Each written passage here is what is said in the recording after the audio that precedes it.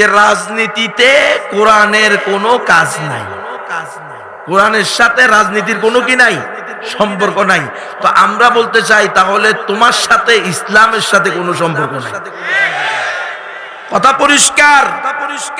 মুসলমানের এমন কোনো কাজ থাকবে না যেই কাজ কোরআন সুন্নাহর মুআফিক হবে না, কোরআন সুন্নাহ দ্বারা সমর্থিত হবে না।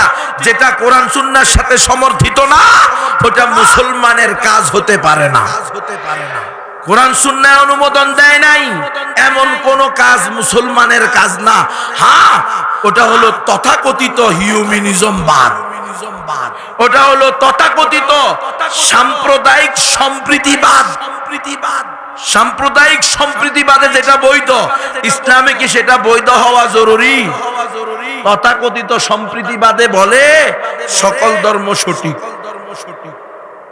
হ্যাঁ, তথাকথিত মানবতাবাদে বলে সকল ধর্মের মর্মকথা, সবার উপরে মানবতা। ইসলাম কি এটা অ্যাকসেপ্ট করে? না। ইসলাম বলে সবার উপরে ঈমান। সবার উপরে কি? ঈমান।